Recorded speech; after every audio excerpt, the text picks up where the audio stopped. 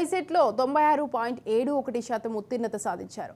MBA, MCA కోర్సుల ప్రవేశాలకు నిర్వహించిన AP ICET పరీక్షా ఫలితాలు ఈ రోజు విడుదలయ్యాయి. అనంతరం శ్రీకృష్ణ దేవరాయ విశ్వవిద్యాలయంలో ఉన్నత విద్యామండలి చైర్మన్ హేమచంద్రారెడ్డి ఈ ఫలితాలను విడుదల చేశారు.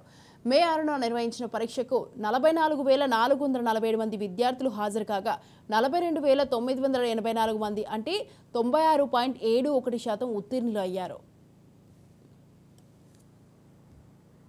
వీరిలో పురుషులు 20,296 మంది, మహిళలు 22,688 మంది ఉన్నారు. ప్రవేశ పరీక్షకు సంబంధించి 2 ప్రశ్నల్లో పొరపాట్లు ఉన్నట్లు గుర్తించి విద్యార్థులందరికీ అదనపు మార్కులు కలిపారు. జూలై 22 నుంచి కాలేజీలలో ప్రవేశాలు కల్పించడానికి అన్ని ఏర్పాట్లు చేసినట్లు అధికారులు తెలిపారు.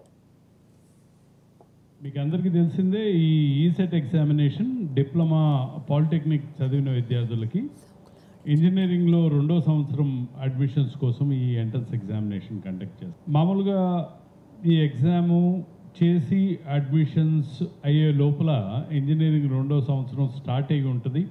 మధ్యలో వెళ్ళి పాలిటెక్నిక్ స్టూడెంట్స్ చేరే క్రమం జరుగుతూ ఉండేది. ఈ ఏడాది ముందుగానే రిజల్ట్స్ ఇచ్చి అడ్మిషన్స్ కూడా మనం 24 జూన్న మొదలుపెట్టి, మనకు అర్థమైంది ఏంటంటే రాష్ట్ర వ్యాప్తంగా ఇంజనీరింగ్ కాలేజీలు సెకండ్ ఇయర్కి 15 జూలై స్టార్ట్ అవుతుంది కాబట్టి ఆ లోపలే అడ్మిషన్స్ కూడా కంప్లీట్ చేసి సెకండ్ ఇయర్ స్టూడెంట్స్ వచ్చే లోపలే ఈ లేటరల్ ఎంట్రీ స్టూడెంట్స్ కూడా పాలిటెక్నిక్ నుంచి వచ్చిన స్టూడెంట్స్ కూడా ఒక్క క్లాస్ కూడా మిస్ కాకుండా చేసే కార్యక్రమాన్ని మనం టేకప్ చేస్తూ ఉన్నాం. ఈ ఎగ్జామ్ని మెటిక్యులస్ పర్ఫెక్షన్తో చాలా ఎక్సలెంట్గా, ఎలాంటి ఫ్లా లేకుండా, ఎలాంటి కంప్లైంట్ లేకుండా ఎగ్జామ్ని కండక్ట్ చేసిన జేఎన్టీయూ అనంతపూర్ టీంకి, పర్టికులర్గా వైస్ ఛాన్సలర్ గారికి అండ్ కన్వీనర్ గారికి నా అభినందనలు తెలియజేస్తున్నాను. ఓ చిన్న కంపారిజన్ మీకు ఇవ్వడం కోసం, లాస్ట్ ఇయరు అంటే 2023లో 38,181 మంది విద్యార్థులు అప్లై చేసుకుని,